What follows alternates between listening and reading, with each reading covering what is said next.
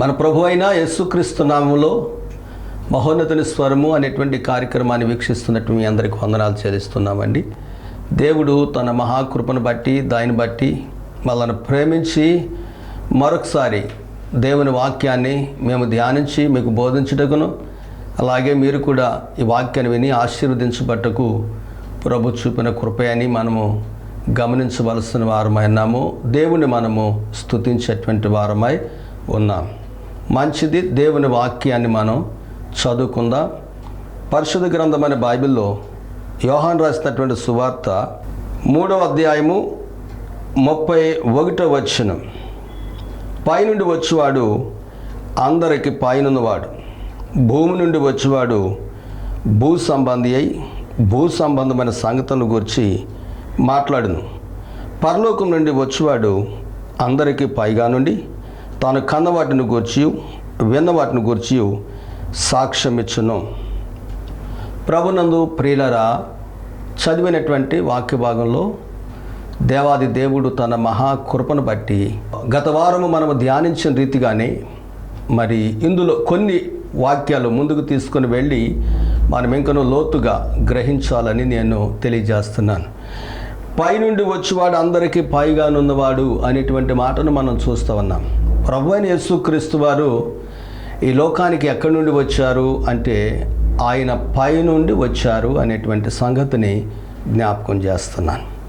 పైనుంచి వచ్చినటువంటి ఆయన ఎందుకు వచ్చాడు పైనుంచి అనేటువంటి విషయాన్ని కనుక మనం బైబిల్లో చూస్తే, ఆయన పైనుండి వచ్చి ఈ లోకములో ఉండేటువంటి మానవాళి అందరి పాపముల నిమిత్తము శాపముల నిమిత్తము పాప పరిహారార్థముగా సిలువలో ఆయన తనకు తాను బలైపోవటానికి ప్రాణం పెట్టడానికి యేసు ప్రభు వచ్చినట్లుగా బైబిల్ మనకు సాక్ష్యం ఇస్తూ ఉంది. అంతేగాక బాప్తిస్మిచ్చు యోహాను యేసు ప్రభువుని గురించి చెప్పినటువంటి మాటను జ్ఞాపకం చేస్తున్నాను. ఏంటంటే, లోక పాపములను మోసుకొని పోయే దేవుని గొర్రె పిల్లగా అంటాడు.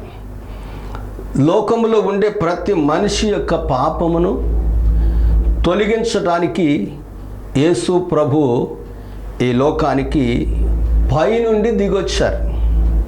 పైనుండి దిగొచ్చినటువంటి ఆయన ఎంత అద్భుతమైనటువంటి కార్యములు భూమి మీద మానవుని కొరకు చేశాడో. ఏం చేశారు ఆయన అంటే, మొదటిదిగా ఆయన సాక్షిగా పరలోకానికి సాక్షిగా ఉన్నారు. రెండవదిగా ఆయన అనేక మంది రోగులను స్వస్థపరిచి ఇది దైవశక్తి అని రుజువుపరిచారు. మూడవదిగా ఆయన అనేకమైనటువంటి అద్భుతములు, ఆశ్చర్య కార్యాలు, మహత్కార్యాలు, సూచక్రియలు చేసి మనందరిని కూడా ఆయన దేవునిగా తను తాను ప్రత్యక్షపరచుకున్నట్లుగా మనము బైబిల్లో చూస్తూ ఉన్నాము. కాబట్టి దేవుని పిల్లలారా, ఈ దినమందు మనము ధ్యానిస్తున్నటువంటి ఈ వాక్య భాగంలో పైనుంచి వచ్చేటువంటి యేసయ్య మనకు ఈ లోకములోనికి అనేకమైనటువంటి ఈవులను తెచ్చాడు అనేటువంటి సంగతిని నేను జ్ఞాపకం చేస్తూ ఉన్నాను. సో ఆయన ఇంకేం చేశాడు మన కొరకంటే, ఆయన మన పాపముల నిమిత్తం, మన అపరాధముల నిమిత్తం ఆయన సిలువలో బలైపోయినట్లుగా చూస్తాం. సిలువలో వ్రేలాడాడు. నీ కొరకు, నా కొరకు, మన కొరకు ఆయన ప్రాణాన్ని పెట్టాడు. పైనుండి వచ్చాడు నీ కొరకు. అంటే దాని అర్థం భూ సంబంధి అయినటువంటి వానిగా లేడు యేసు ప్రభు వారు, పరలోక సంబంధిగా ఉన్నాడు. పరలోకమునకు మానవాడిని తీసుకుని వెళ్ళటానికి ఆయన ఈ లోకానికి వచ్చినట్లుగా మనకు వాక్యం తెలియచేస్తూ ఉంది. సో పైనుండి వచ్చేవి ఇంకా కొన్నిటిని మీకు నేను చూపించదలుచుకున్నాను. పైనుంచి మనకు వచ్చేటువంటివి ఏమున్నాయి అంటే, ప్రకటన గ్రంథం 20వ అధ్యాయము 1వ వచనాన్ని చదువుతున్నాను. మరియు పెద్ద సంఖ్యల చేత పట్టుకొని అగాధం యొక్క తాళవ చెవి గల ఒక దేవదూత పరలోకం నుంచి దిగివచ్చుట చూచితిని. అతడు ఆది సర్పమును అనగా అపవాదియు సాతాను అను ఆ ఘట సర్పమును పట్టుకొని 1000 సంవత్సరములు వాణ్ణి బంధించి అగాధములో పడవేసి ఆ 1000 సంవత్సరములు గడుచు వరకు ఇక జనములను మోసపరచుకుంటున్నట్లు అగాధమును మూసి దానికి ముద్ర వేసెను. రెండవదిగా మనం చూస్తున్నాం, పరలోకము నుండి పైనుండి ఒక దేవదూత రాబోతుంది. ఆ దేవదూత వచ్చి ఏం చేస్తూ ఉంది అంటే సంకెళ్ళ చేత పట్టుకొని, ఆ దేవదూత వచ్చి పెద్ద సంఖ్యలు చేత పట్టుకొని దేవదూత భూమి మీదకి వచ్చి మనుషులను మోసగించుచున్నటువంటి అపవాదిని, మనుషులను మోసగించుచున్నటువంటి సాతానుని, ఇక్కడ 2 పదాలు వాడాడు, అపవాదియు సాతానును అను ఘట సర్పం అంటాడు. 3 మాటలు వాడాడు అక్కడ.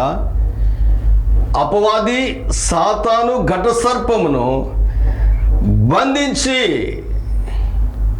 పైనుండి దేవుని దూత వచ్చి అపవాది అనేటువంటి వాడిని, సాతాను అనేటువంటి వాడిని, ఘట సర్పము అనేటువంటి వాడిని అగాధములో బంధిస్తాడు. ఎప్పటి వరకు అంటే 1000 సంవత్సరముల వరకు బంధిస్తానంటాడు.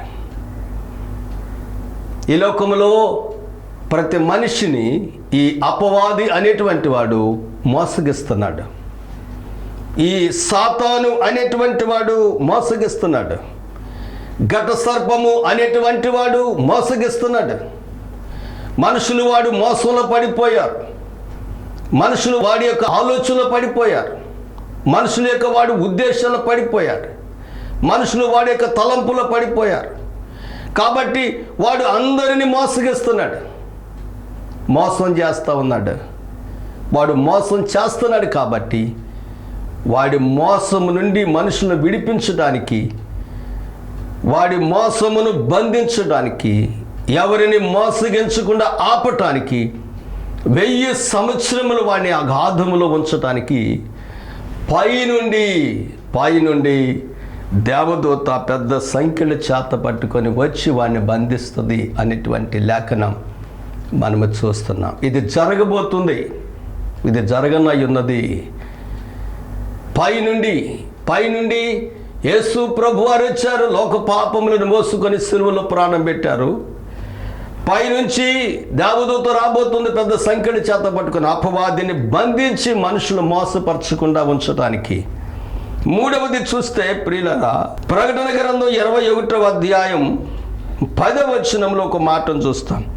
ఆత్మవశుడనై ఉన్న నన్ను ఎత్తుకొని గొప్ప పర్వతం మీదకి కొనిపోయి యెరూషలేము అను పరిశుద్ధ పట్టణము దేవుని మహిమ గలదై పరలోకమందున్న దేవుని యొద్ద నుండి దిగివచ్చుట నాకు చూపెను. దేవుని ఆత్మ యోహానును వశపరుచుకొని ఆయనను ఎత్తైనటువంటి ఒక పర్వతం మీదకి తీసుకొని పోయి ఒక అదృశ్యమైనటువంటి దృశ్యముగా చూపిస్తూ ఉంది. ఏంటి అదృశ్యం అంటే, యెరూషలేము అనేటువంటి పరిశుద్ధ పట్టణం దేవుని మహిమ గలదై పరలోకము నుండి దిగి వచ్చుట చూపిస్తూ ఉంది. పరలోకము నుండి దిగి వస్తూ ఉంది, పైనుండి దిగి వస్తూ ఉంది. ఈ మహిమ గల యెరూషలేము అనేటువంటి పరిశుద్ధ పట్టణం వస్తా ఉంది అని చెప్పనేటువంటి మాటను 21 వచనంలో కూడా మనం చూస్తే అక్కడ అంటాడు, నేను నూతనమైన యెరూషలేము అను ఆ పరిశుద్ధ పట్టణము తన భర్త కొరకు అలంకరించబడిన పెండ్లి కుమార్తె వలె సిద్ధపడి పరలోకమందున్న దేవుని యొద్ద నుండి దిగివచ్చుట నేను చూస్తా ఉన్నాను. ఇందాకేమో యెరూషలేము అనే పరిశుద్ధ పట్టణం మహిమ గలదై పరలోకమందున దేవుని యొద్ద నుండి దిగి వస్తుందని చెప్పని సాక్ష్యమిస్తూ ఉంటే, ఇక్కడ కూడా అదే వాక్యాన్ని నూతనమైన యెరూషలేము అనేటువంటి పరిశుద్ధ పట్టణం తన భర్త కొరకు అలంకరించబడి పరలోకమందున్న దేవుని యొద్ద నుండి దిగి వస్తూ ఉంది. ఈ పరిశుద్ధ పట్టణం, ఈ మహిమగల పట్టణం, ఈ శృంగారమైనటువంటి పట్టణం, శ్రేష్టమైనటువంటి పట్టణం, మహిమగలదై అలంకరించబడినటువంటి ఈ పట్టణం ఎందుకు పైనుంచి వస్తూ ఉంది? ఎందుకు పైనుంచి వస్తూ ఉంది ఈ పట్టణం అంటే, దేవుని యొక్క సంఘము అందులో ఉండునట్లుగా సిద్ధపడి వస్తూ ఉంది. ఈ పరిశుద్ధమైన పట్టణం, ఆ పట్టణములో తన బిడ్డలు ఉండునట్లుగా, ఎవరి కొరకు యేసు ప్రభువారు ప్రాణం పెట్టాడో పైనుంచి వచ్చి, ఎవరి కొరకు రక్తాన్ని చిందించాడో, ఏ సంఘమైతే భూమి మీద కట్టబడిందో ఆ సంఘమును తీసుకొని వెళ్ళటానికి ఈ పరిశుద్ధమైనటువంటి యెరూషలేమనేటువంటి నూతనమైనటువంటి మహిమగలన్నటువంటి పట్టణం పరలోకములో నుండి దిగి వస్తూ ఉంది. ఇది జరగనయ్యున్నటువంటి సంగతి అనేటువంటిది తెలియజేస్తా ఉన్నాను. మనము చూస్తూ ఉన్నాము, యేసు ప్రభువారు 2025 సంవత్సరాల క్రితం పరలోకము నుండి దిగి వచ్చాడు మానవుల కొరకు. అది అయిపోయిన కాలం. అయితే రెండవది మనం చూసాం, సాతానుని బంధించడానికి దూత రాబోతుంది. అది ఇంకా జరగవలసి ఉన్నది. అలాగే నూతనమైన యెరూషలేము అనేటువంటి పట్టణం, మహిమగల పట్టణం రానయ్యింది. ఇది కూడా జరగవలసి ఉంది, తన సంఘము కొరకు రాబోతుంది. అందుకే భూమి మీద దేవుని సంఘము సిద్ధపరచబడతా ఉంది. పరిశుద్ధాత్మ ద్వారా దేవుని సంఘము సిద్ధపరచబడతా ఉంది. విచారం ఏంటంటే, అనేక మంది ఇంకా సిద్ధపాటు కలిగి లేరు, సిద్ధపట్టలేదు. ఈ లోకంలో ఏదో దేవుని పిల్లలుగా ఉన్నాము, దేవుని ద్వారా ఏదో పొందుకుంటున్నాము, దేవుని ద్వారా ఏదో తీసుకుంటున్నాము, దేవుని మందిరానికి వెళుతున్నాము, ప్రార్థన చేస్తున్నాము, ఏదో చేస్తున్నాము, దేవుని పిల్లలుగా మనం ఉన్నాం చాలే అన్నట్లుగా ఉంటున్నారు. కానీ అలంకరించబడిన పరిశుద్ధమైన పట్టణం, సిద్ధపరచబడిన పరిశుద్ధమైన పట్టణం మన కొరకు రాబోతుంది. కనుక ఆ పట్టణం కొరకు మనము కూడా భూమి మీద పరిశుద్ధాత్మని యొక్క సహాయము చేత, పరిశుద్ధాత్మని యొక్క ఆలోచన చేత మనమును సిద్ధపడాలి అనేటువంటి ఉద్దేశాలలో ఈనాడు చాలామంది లేకపోవటం విచారకరం. కాబట్టి ఈ మాటలు వింటున్నటువంటి ఏ సహవాసమునకు చెందిన వారైనా, ఏ డినామినేషన్కు చెందిన వారైనప్పటికీ పర్లేదు, కానీ మనందరము కూడా పైనుంచి వచ్చిన క్రీస్తు రక్తము చేత కడగబడినటువంటి వారు కాబట్టి మనము చేయవలసిన పని ఏంటంటే, ఈ దినాలలో, ఈ అంత్య దినాలలో, ఈ చివరి దినాల్లో మనం చేయవలసిన పని ఏంటంటే, అలంకరించబడినటువంటి మహిమగలదైనటువంటి నూతన యెరూషలేము అనేటువంటి పట్టణం రాబోతుంది కనుక సిద్ధపడి మనము కూడా దాని కొరకు సిద్ధపడవలసిన వారముగా ఉన్నాము. దాని కొరకు మనము కూడా సిద్ధపడవలసినటువంటి వారముగా ఉన్నాము. సిద్ధపడుతున్నావా?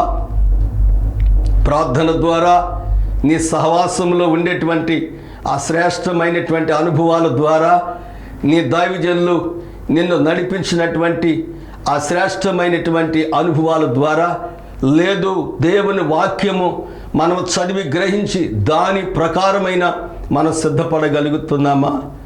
చెప్పండి. బాప్తిసం తీసుకున్నప్పుడు ఉండేటువంటి ఆ పశ్చాత్తాపం ఇప్పుడుందా? దేవుని దగ్గరకు వచ్చిన కొరతలో ఉన్నటువంటి ఆ ఆత్మ నడిపింపు ఇప్పుడుందా? మనము రక్షించబడినప్పుడు ఆ ఒప్పుకోలు ఇప్పుడుందా? ఆ వాక్యం మీద ఆ కాంక్ష, దేవుని వాక్యం చదవాలి, దేవుని వాక్యం వినాలి, దేవుని వాక్యం కొరకు మనం పరుగులు తీయాలనేటువంటి ఆలోచన ఇప్పుడుందా? ఉండగలుగుతుందా? ఆ రోజుల్లో ఉన్నటువంటి ప్రార్థన జీవితం ఈ రోజుల్లో ఉందా? ఆ రోజుల్లో ఉండేటువంటి ఉపవాసం ఈ రోజుల్లో ఉందా? ఆ రోజుల్లో ఉండే ఆత్మ నడిపింపు ఈ రోజుల్లో ఉందా? చాలామంది చెప్తూ ఉంటారు, నేను దేవుని మందిరానికి వెళ్ళి దేవుని నమ్ముకొని రక్షించబడి చాలా కాలం అయిపోయిందని. మంచిదే, కాదని ఎక్కడ ఎవరు చెప్పజాలము. అయితే యేసు ప్రభు వరకు మాట చెప్పాడు, మీకు జ్ఞాపకం చేస్తాను, మొదటి వారు అనేక మంది కడపటి వారిగా మారిపోతారు. మొదటివారు అనేక మంది మొదటివారు కడపటి వారిగా మారిపోతారు. కడపటి వారు మొదటి వారిగా మారిపోయే ప్రమాదం ఉంది అని చెప్పని. ఇందులో ప్రమాదం ఏంటి అంటే, ఎంతో కాలం నుండి దేవుని నమ్ముకున్న నీవు నీ భక్తి జీవితం, నీ విశ్వాస జీవితం, నీ ఆత్మ నడిపింపు జీవితం, నీ ప్రార్థన జీవితాన్ని బలహీనపరుచుకుంటూ వచ్చేస్తున్నావేమో.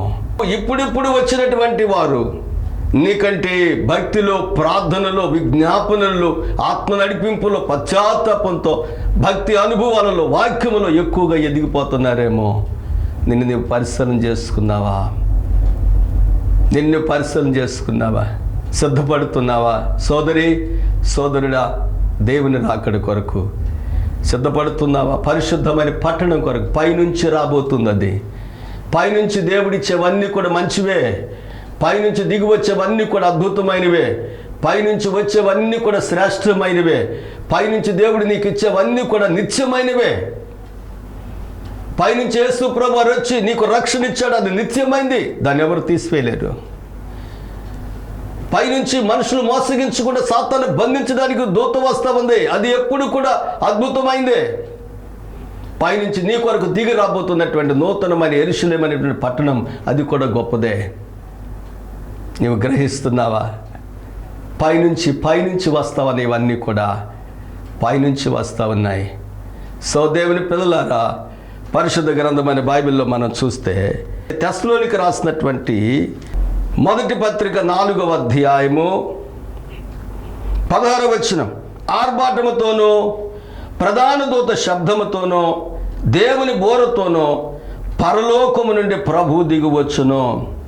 క్రీస్తునందుండి మృతులైన వారు మొదట లేస్తారు, ఆ మీదట సజీవులమై నిల్చుండి మనం వారితో కూడా ఏకముగా ప్రభువుని ఎదుర్కొంటకు ఆకాశ మండలమునకు మేఘముల మీద కొనుపోబడదుము. కాగా మనము సదాకాలము ప్రభుతో కూడా ఉందుము. ప్రియమైనటువంటి వారులారా, ఇక్కడ చూస్తూ ఉన్నాం, ఆర్భాటము, ప్రధాన దూత శబ్దము, దేవుని బోరతో పరలోకము నుండి దేవుడే దిగి వస్తాడు. పైనుండి వస్తాడు ఆయన, పైనుండి దిగి రాబోతున్నాడు. ఎవరి కొరకు? మొదట దేవుని నమ్ముకొని, దేవుని కొరకు సాక్షులుగా, దేవుని కొరకు బ్రతికి ప్రాణాన్ని విడిచిపెట్టి ఈ లోకములో సమాధిని చేయబడినటువంటి, తగిన రీతిగా సమాధి చేయబడినటువంటి వారిని లేపటానికి ఆయన వస్తున్నాడు. పైనుండి అని గుర్తు చేసుకుంటా ఉన్నాం ఈరోజు. తర్వాత సజీవులంగా పరిశుద్ధులమైనటువంటి మనల్ని కూడా ఆయన రెప్పపాటులో, ఈ రక్త మాంసములతో కూడినటువంటి ఈ శరీరము రెప్పపాటులో మహిమ దేహముగా మారిపోయి మనకు రెక్కలొచ్చి మనము మధ్యాకాశమునకు మేఘముల మీదకు ఎగురుకుంటూ వెళ్ళిపోతా ఉంటాం. పైనుండి దేవుడు అందుకు వస్తున్నాడు, పైనుండి వస్తున్నాడు. నా ప్రియమైన దేవుని పిల్లలారా, దేవుని సంఘమా, పైనుండి దేవుడు వస్తున్నాడు నీ కొరకు. భూమి మీద, ఈ భూ సంబంధమైన వాటి మీద నీ మనసును తీసివేసి, భూ సంబంధమైన వాటి మీద నీ మనసును తొలగించుకొని, భూ సంబంధమైన వాటిని నువ్వు విడిచిపెట్టుకొని ఆత్మలో సిద్ధపడి రెప్పపాటులో మార్పు చెందినంతగా ఆధ్యాత్మికమైనటువంటి అనుభవాలలో, విలువలలో, వాక్యపు వెలుగులో, సత్యమందు, పరిశుద్ధత యందు నువ్వు బలంగా నిలబడినటువంటి వ్యక్తివిగా ఉండాలని దేవుడు నీతో మాట్లాడుతున్నట్టు. బైబిల్ చెప్పేది ఏంటంటే, పిలువబడిన వారు అనేకులు ఉంటారు, కానీ ఏర్పరచబడిన వారు కొందరే. ఏర్పరచబడినటువంటి వారిలో ఉన్నావా? పిలువబడిన వారు అనేకులు, కానీ అందులోంచి ఏర్పాటు చేయబడిన వారు కొందరు. యేసయ్య వచ్చినప్పుడు మత్తయి సువార్త 25వ అధ్యాయంలో చెప్పబడిన మాట ఏంటంటే, గొర్రెలను మేకలను ఆయన వేరు చేస్తాడు. గొర్రెలతో ఆయన మాట్లాడాడు, మీ కొరకు సిద్ధపరిచినటువంటి ఆ మహిమకరమైన రాజ్యమును, ఆ పరలోక రాజ్యాన్ని మీరు స్వతంత్రించుకోండి. మేకలతో ఆయన మాట్లాడతాడు, మీ కొరకు సిద్ధపరిచినటువంటి సాతాను వాడి దూతలకు సిద్ధపరిచినటువంటి నరకానికి మీరు పొండి అని చెప్పని తోసేస్తాడు. ఈ రోజున సంఘాలలో కూడా మనం చూస్తూ ఉన్నాం, గోధుమలు గురుగులు కూడా కనిపిస్తూ ఉన్నాయి. అందుకే యేసయ్య చెప్పాడు, కలిసి పెరగనివ్వండి, ఆటంకపరచకండి. గురుగులు లాగేస్తే గోధుమలు కూడా పెళ్ళగించవచ్చు, అవి కూడా వచ్చేయగలవు. కాబట్టి వాటిని మీరేం కదపకండి, కలిసి పెరగనివ్వండి. ఒకవైపు మనము లోకములో లోకస్తులతోనే, అలాగే దేవుని ప్రజలతో మనము చక్కని సహవాసం కలిగి ఉన్నాం. లోకమును కదిపితే మనం కూడా పాడైపోతాము, గలిబిలైపోతాం అని చెప్పని సంఘంలో ఉండేటువంటి చాలామంది దేవుని వాక్యానికి వ్యతిరేకులు, వారిని దేవుడు తీసేస్తే వీళ్ళు గలిబిలైపోతారని చెప్పని కలిసి పెరగనివ్వండి. దేవుడు వస్తున్నాడు, అన్నిటిని కోసి గోధుమలను కొట్లలో కూరుస్తాడు, గురుగులను తీసి అగ్నిలో కాల్చివేస్తాడు అంటాడు. యేసయ్య రాబోతున్నాడు, పరలోకము నుండి దేవుడే దిగి రాబోతున్నాడు. కోలాహలముతో దూతలతో ఆయన రాబోతున్నాడు. ఆయన వచ్చినప్పుడు నీవు ఆయనతో కూడా వెళ్ళగలవా, ఆయనతో కూడా నువ్వు నడవగలవా అనేటువంటి సంగతిని నువ్వు జ్ఞాపకం చేసుకోవాలి. అలాగనే ప్రియులారా, యోహాను సువార్త 14వ అధ్యాయంలో ఒక మాటను మనం చూస్తాము. ఏంటి ఆ మాట అంటే, యోహాను సువార్త 14వ అధ్యాయము 1వ వచనం, మీ హృదయములను కలవరపడని ఇక్కడి దేవుని యందు మీరు విశ్వాసముంచుచున్నారు, నా యందును విశ్వాసముంచుడి. నా తండ్రి వెనక అనేక నివాసములు కలవు, లేని ఎడల మీతో చెప్పుదును. మీకు స్థలము సిద్ధపరచు వెళ్ళుచున్నాను. నేను వెళ్ళి మీకు స్థలమును సిద్ధపరిచి నేనుండు స్థలములలో మీరుండు లాగున మరలా వచ్చి నా యొద్ద ఉండుటకు మిమ్మల్ని తీసుకొని పోవదును. మరలా వస్తాను, నేను వెళుతున్నాను తండ్రి దగ్గరకు, నేను వెళుతున్నాను పరలోకానికి. నేను స్థలములను సిద్ధపరిచి నేనుండు స్థలములో మీరుండు లాగున మరలా నేను పైనుంచి కిందకు వస్తాను. ఎంత అద్భుతం!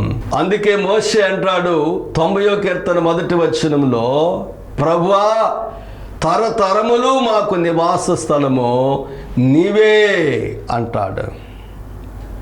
మాకు నివాస స్థలము నీవే, తరతరములకు నివాస స్థలం. ఒకరోజు 2 రోజులు, 1 సంవత్సరం, 2 సంవత్సరాలు కాదు, తరతరములు మనకు నివాస స్థలం. ఎక్కడంటే మన సొంత స్థలం దేవుని రాజ్యమే. అందుకే అక్కడ స్థలములను సిద్ధపరచడానికి యేసయ్య వెళ్ళాడు. ఆయన తిరిగి మరలా పైనుండి మనలను తీసుకొని వెళ్ళటానికి రానయ్యున్నాడు. నేనుండు స్థలములో మీరుండు లాగున మరలా వచ్చి మిమ్మల్ని తీసుకొని నేను వెళ్ళిపోతాను. పైనుంచి యేసయ్య రాబోతున్నాడు.